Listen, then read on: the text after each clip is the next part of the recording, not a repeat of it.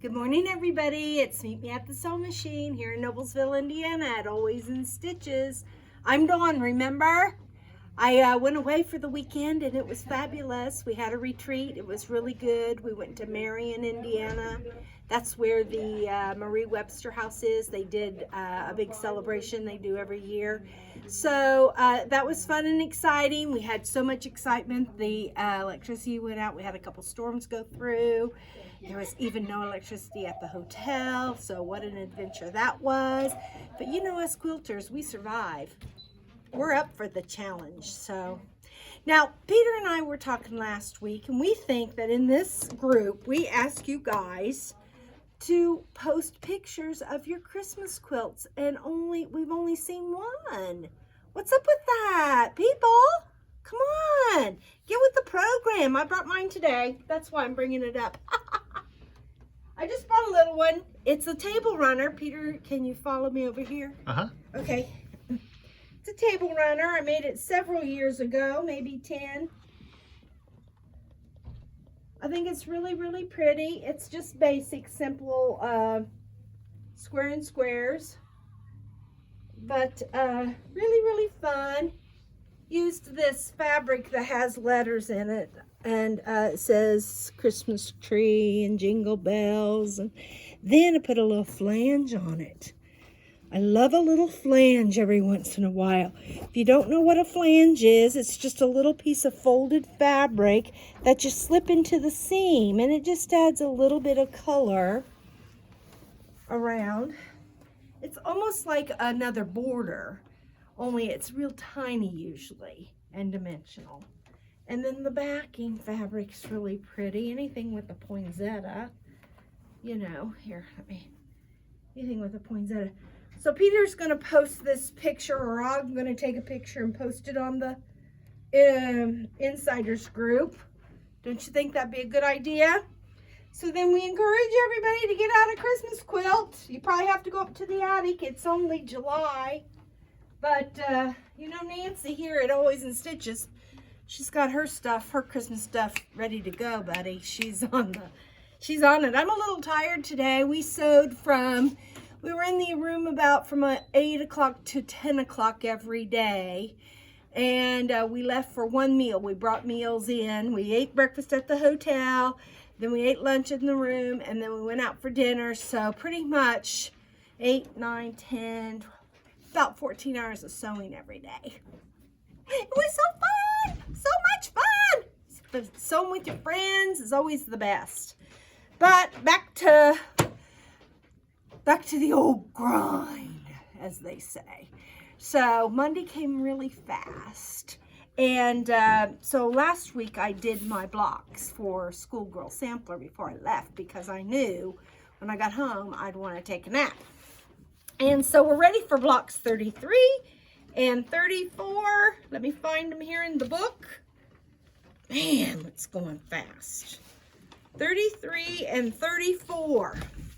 Now, some of the ladies that were at the retreat are doing these. And so we were laughing and having fun about all the little quirky things I say and do. Of course, they're my really good friends, so they make really good fun of me.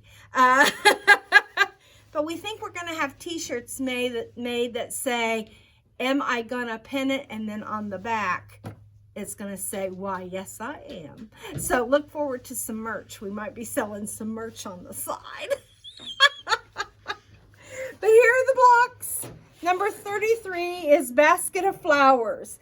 Isn't that pretty, where all the little flowers are different? Even Cappy did them all different. She could have probably did them all out of the same fabrics, and they would have all been different, because her fabrics have a lot of different designs in them. But she kind of changed it up and had her little basket full of flowers, and there my basket's full of flowers. And her basket's kind of fun. And she had to really think, because she had to make her stripes go the same way on these two little pieces here. I'm very impressed with that. And then the pink background is always pretty. And then down here on our block 34, 4-patch star. This is just like our potato chip block, only with a 4-patch in the middle. Isn't that cute? I might have to start making some of those for my leaders and enders. You know, I've already got a bunch of 4 patches. I could just, you know, get the stars going around it. That'd be pretty fun. And then, of course, I did mine pretty much like the book, you know, kind of a red, white, and blue thing going on there. And then Cappy, look at her with her dark blue star going around. And then her little flamingos flapping around. So that was lots of fun. Picking out the fabric's always the funnest part. That's what the girls at the retreat said too. So let's take them over to the sewing machine. Let's get sewing on them.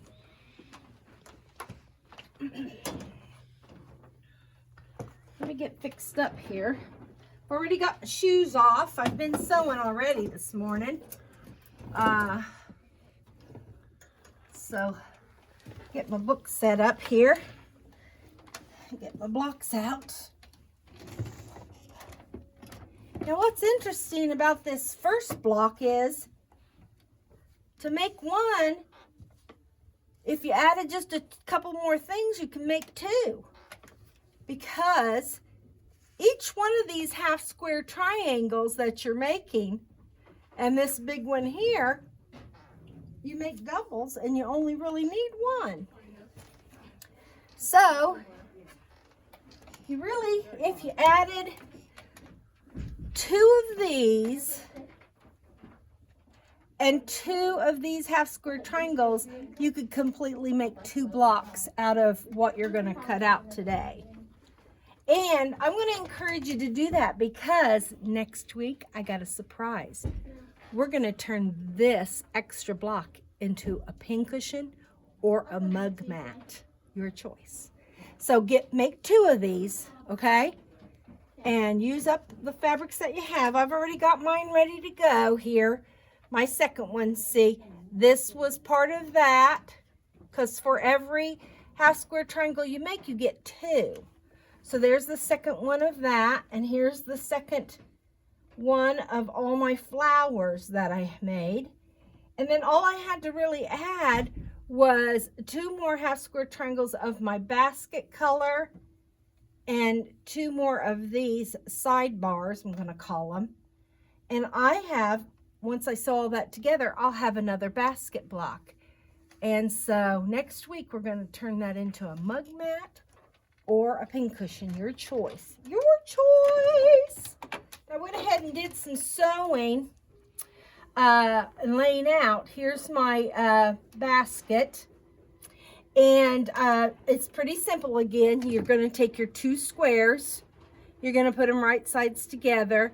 You're going to sew diagonally 1/4 of an inch away from the diagonal on the block. So if you need to draw a line from point to point and sew 1/4 inch away from the line, please do that on all of them. But you know me, I've got this little tape that I love to use. I'm going to lay that point right 1/4 of an inch away from my needle. Now my needle line again is my red, and then my black line is 1/4 inch away. So that just feeds in, keeping that corner right even.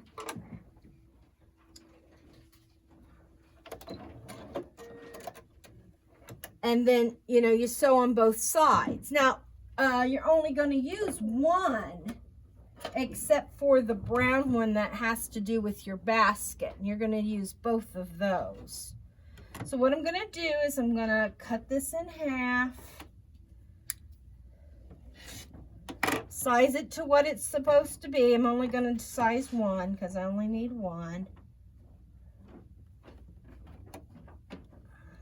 You go ahead and size both of them up because I want you to make 2 blocks, okay? 1 to go in your quilt and 1 for you to experiment with a mug rug or a pin cushion. That's going to be fun. We're going to have a fun time doing that. And then what I'm going to do is I'm going to press that open using a clapper. Now we had a big issue at the retreat on whether to press seams open or press seams to one side. And the person sitting next to me was pressing them to one side, and boy, was I getting on her. But you know, to each his own. I just was teasing her. But I said, you know, those would be a lot flatter if you'd open those seams. Leave me alone, Dawn. Leave me alone. You know, just teasing. So anyway, we had a good time. And so now that completes and I'm going to put that over here with my extra. That completes all my little pieces that I needed for my basket. And what I'm going to do is, instead of sewing it hodgepodge, I'm going to think about how I'm going to sew it. Now in the book, she sews it in 4 patches. You can see that she starts out by sewing these 4 together, okay? And then these 4, and then these, and then these, and then these. And that's basically what I'm going to do. So I'm going to start here, and I'm going to fold that down, and I'm going to sew that seam.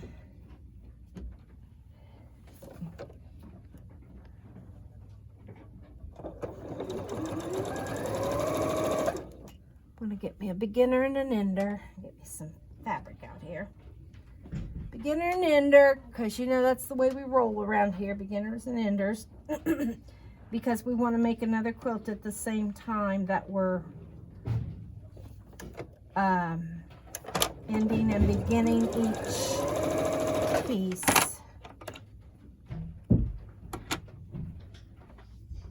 So I did that. Now I want you to notice when I did this seam, I worked from the top to the bottom.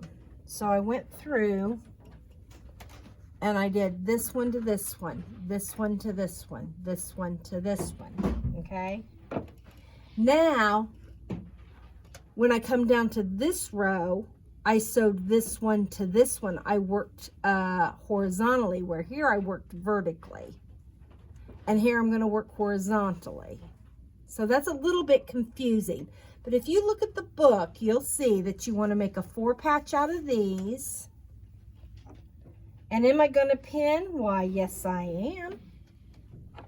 Am I going to find my point? You better believe it. Ooh, that's another t-shirt.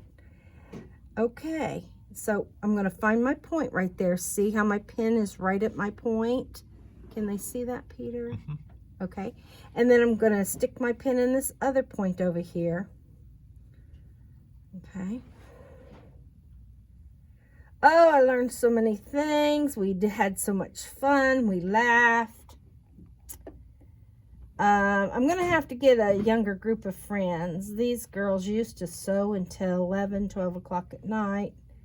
Now they're pooping out at 9 o'clock. I stayed till 10. I was going to get my money's worth, you know. I wanted to sew as long as I could. And you know me, I'm a taskmaster when it comes to sewing. I made 25 collapsible little trash can buckets. And it only took me the first 2 days. So the third day, I cut out a quilt that I'm going to take to a retreat that I'm going to go on.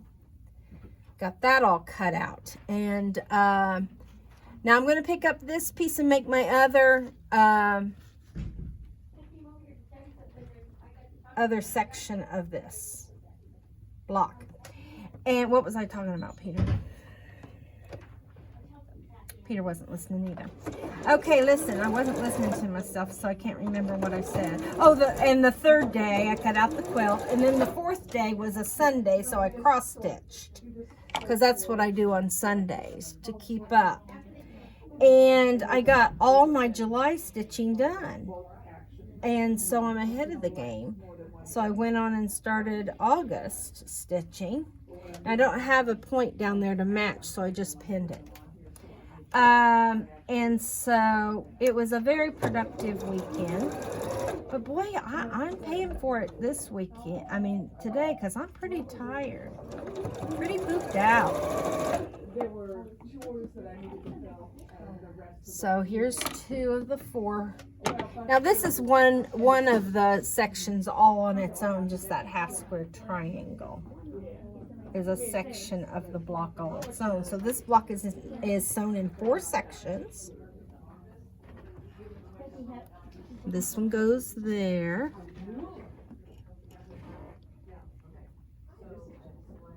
Just open that up. I kind of use my thumbs to do that with. Open that up. Press that really hard. Make sure that those are going together just lickety split. And then that's going to go there. Is that right? Nope. Goes there. Okay. So now I'm going to sew these two. This section is still under my sewing machine. I'm going to sew these two sections together. And I've got points to pin together, so I'm going to do that. Now, Peter, have you noticed in the book that there are little quilts that go along that you can make extra of your blocks and make little quilts out of them? Yes. I think maybe this week I'm going to make one of those little quilts because I think they're adorable. So I don't know which one, whichever one suits my fancy. And if you don't want to make the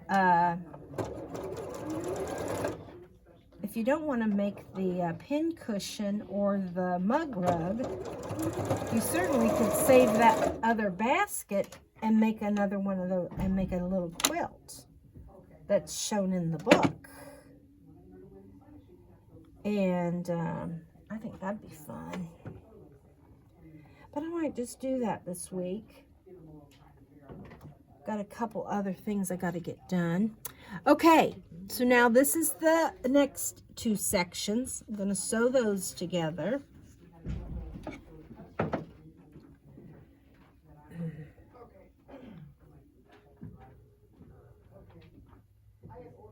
Now I'm going to pin that because I'm tired today and I just don't want to mess it up.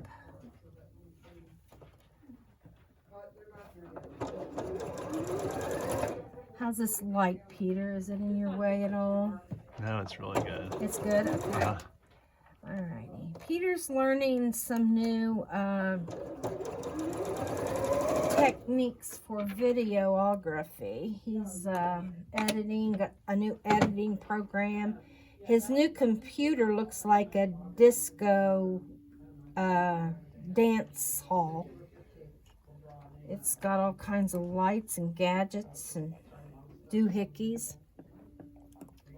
So he's being pretty entertained by that. And we're excited for him.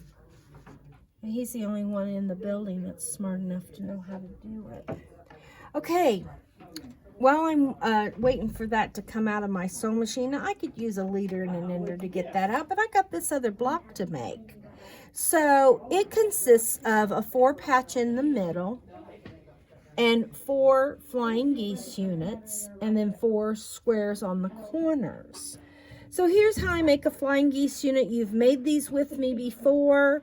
We take the rectangular piece that's described in the book. We sew a connecting corner by going from diagonal to diagonal. And then what we do is we just kind of eyeball a 1/4 of an inch away and cut that extra little piece off. And a lot of people think you can just go ahead and put this one on and sew it on without opening that up. Yeah, do that one time and see what happens. You won't be doing it ever again because you got to open this up before you sew this piece on, because look, it overlaps it. Okay, so I'm teasing when I say, yeah, go ahead and do that one time. Don't do it. Okay, but when I sew this, I have the option of going from this corner to this corner versus going from this corner to this corner. I find it easier to go to this corner to that corner because this corner is so small and flimsy, it could be eaten alive by my throat plate here if I don't have a single hole plate on. Now, I have a single hole plate on, but I always like to start up here where I've got more fabric that will be stabilized. I put that, instead of a 1/4 of an inch away, I'm going to sew right on the diagonal. If you need to draw a line, you can do that. sometimes I have to go over things several times because we get new viewers. Isn't that right, Peter? Every day. Every day. We don't want to leave them out. You know, we don't want to assume that they've watched all the other videos. It's always nice to go back and watch all the other videos, but if they're just now joining us, we want to make sure that they know what we're doing. So here we go. Now see, we've got those 4 elements together, you know, like we did this 4. That one really only had 3. But anyway, we broke it up into a 4 patch, and now we're getting ready to sew those 2 together. And I'm going to pin, of course. I'm going to start here in the middle. You can see I have 2 points that I have to match up, so I'm going to do that.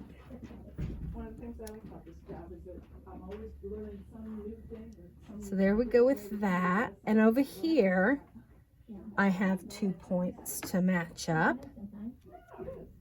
So I'm going to do that. I got me some more pins. You know, there was a pin napper that came into... I'm telling you, somebody broke into this building and robbed me of my pins. Of all the stuff in the shop that they could have taken, they took my pins. That's all they took. I'm kidding, really. But I've got me some more, so they're here if you need them. If you need good pins. We talked about pins at the retreat. I showed them all my pins, converted a couple people. What pens do you use? I use those Clover, Glasshead. I don't know if I have the package here or not. I'll insert it. Okay, Peter will just, you know, he knows how to do that now. He loves to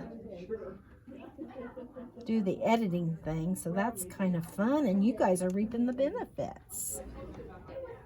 So if you're enjoying his editing techniques, you might just drop him a little note in the comments and say, "Go, Peter, go!"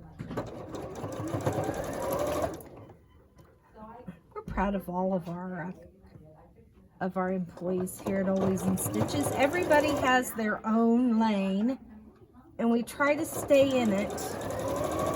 You know, we help each other out, but okay, now there's my flying geese. See how that works. I'm going to cut that off. You could use your rotary cutter if you wanted it to be a precise 1/4 inch. Got my scissors right here. Might as well just do it with my scissors.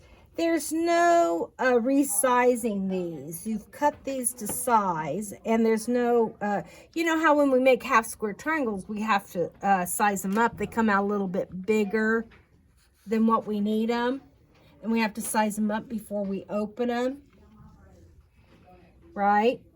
On flying geese, you don't have to do that. They come out the correct size. So then you're just going to flip that over, and we're going to start sewing in rows.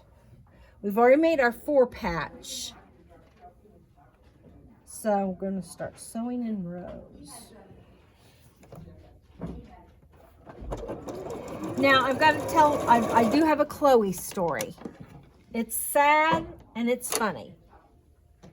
But Chloe, we thought she had a UTI. That's a urinary tract infection. And so we took her to the vet. Well, guess who got to take her to the vet? Because, of course, Uncle Jamie's at work. So Aunt Dawn. And she hated it. I had already had my van packed to go to the retreat. And Jamie called me and says, "What time are you leaving for the retreat?" I said, "Probably about noon."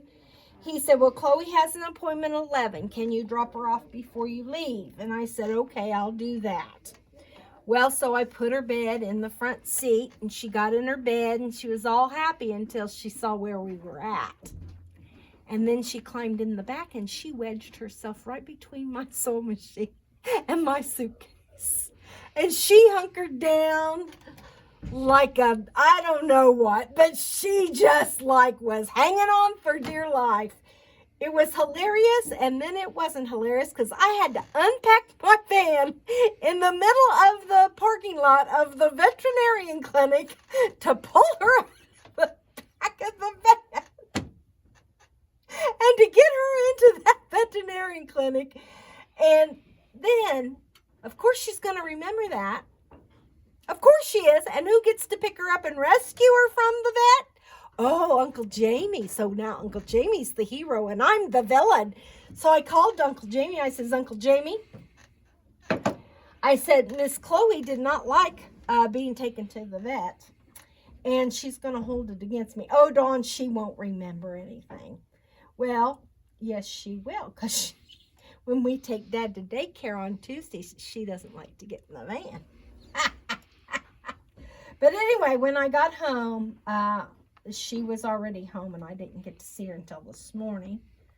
So at 5:30 this morning, I was getting kisses and hugs and all kinds of yumminess. She had missed me. But her medicine makes her really drowsy. So Jamie said she slept all weekend. So I didn't get any pictures, any good pictures. But she's feeling much better, much better. So we're happy for her. It was a swollen gland. It wasn't a UTI. It was a swollen gland. And evidently those hurt. So I'm just sewing these in rows.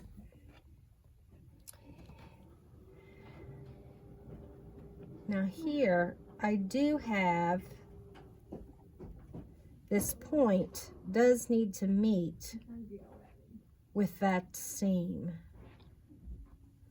So I stuck my pin in and it's not right in the seam, but I'm going to go directly horizontal and put that right in the seam. And then I'm going to pin it. Yeah, everybody wanted t-shirts. Am I going to pin? Why, yes, I am. Isn't that funny? We already have t-shirts that have the state logo on them. Those are nice. Okay, I'm going to do a beginner and ender here because I want to go ahead and press that open. So I need to get it out of my sewing machine. I don't have another block. I don't have anything else I can sew. So I get out my good old standby 1.5 inch blocks. Now my friend Tommy, who was sitting a couple seats away from me, she was making the most beautiful quilt out of 9 patches that were all scrappy. Then she was using 3 shades of grunge, gray grunge, a dark, a medium, and a light gray grunge to sash them with. Oh my goodness.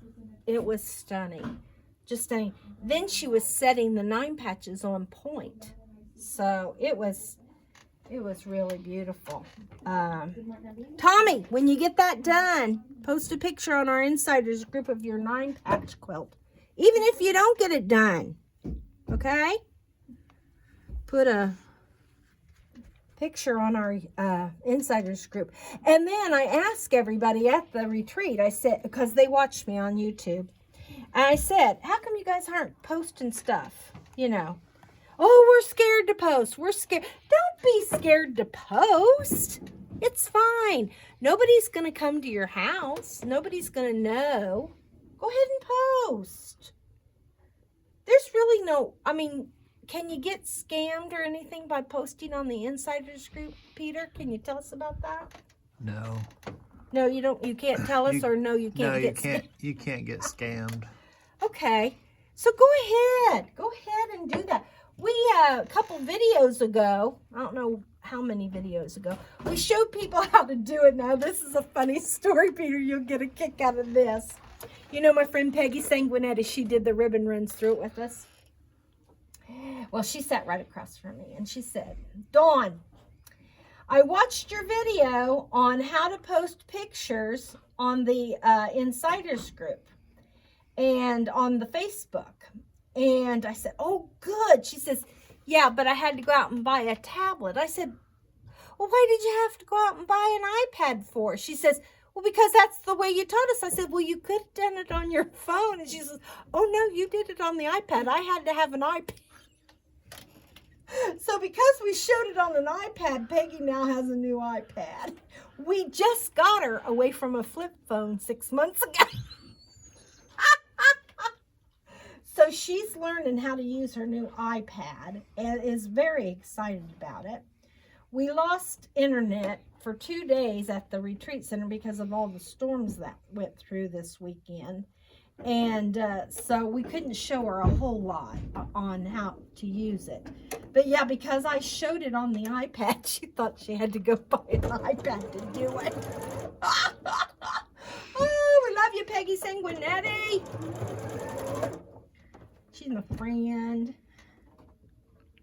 If you don't have a good sewing buddy that you can talk to and laugh with, watch our videos. You can laugh with us. We laugh a lot around here. We try to have a good time. Don't we, guys? Yeah.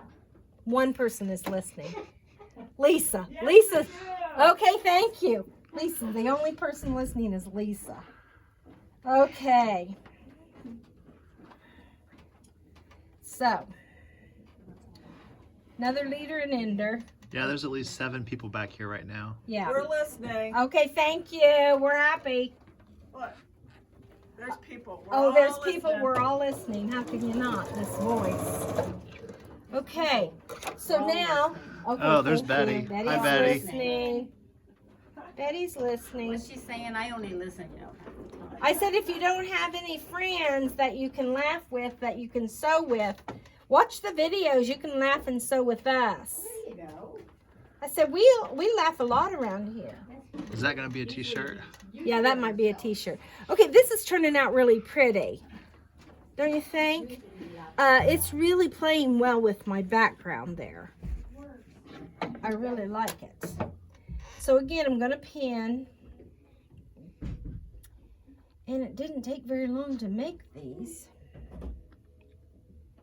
33 and 34. That's how many blocks we've made if you're all cut up. Now, some girls were not caught up. So I gave them strict instructions to get home and to make some. Some of the girls at the end, you know, had run out of things to do or didn't want to start another big thing. So they spent Sunday making potato chip blocks. One girl, while she was there just doing leaders and enders, made 20 potato chip blocks. Hi, Marcia. She made 22 potato chip blocks. And they were fun because she sews in bright colors, not like Cappy, but like neon colors, you know, like super, super bright colors. And so hers were all so different. I should have asked her if I could have borrowed them and brought them. You could post them on the Insiders group to see if she would have posted those with us. But she's doing the Schoolgirl Sampler. Her friend Tammy's making them with her. Well, Tammy's my friend too. I think there were about 50, 55 of them. I don't remember how many there were, but there was a good number of us. Now at the winter retreat, we have it in Shipshewana. Oh, excuse me. We have it in Shipshewana. We usually have a national teacher come in. And we usually have about 200 come to that retreat. It's the Indiana State Quilt Guild. And there we go. Look at that. Pretty. Pretty. And pretty. Love it, love it, love it. Let's see if we can't get them all on here. I'm going to try and get them all on here. There we go. There we go. Look at that. Yummy and delicious. Straighten that out. Isn't that fun? Let's go put them on the wall. Now the wall's a little bare because we're doing a couple different things on the wall this week. So we had to take some things down. But you know, this is my favorite part. Is putting them up on the wall.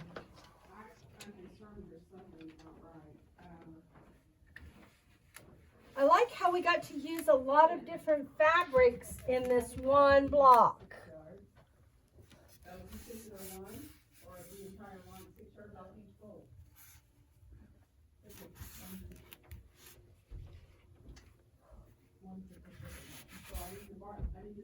And Cappy's are over here.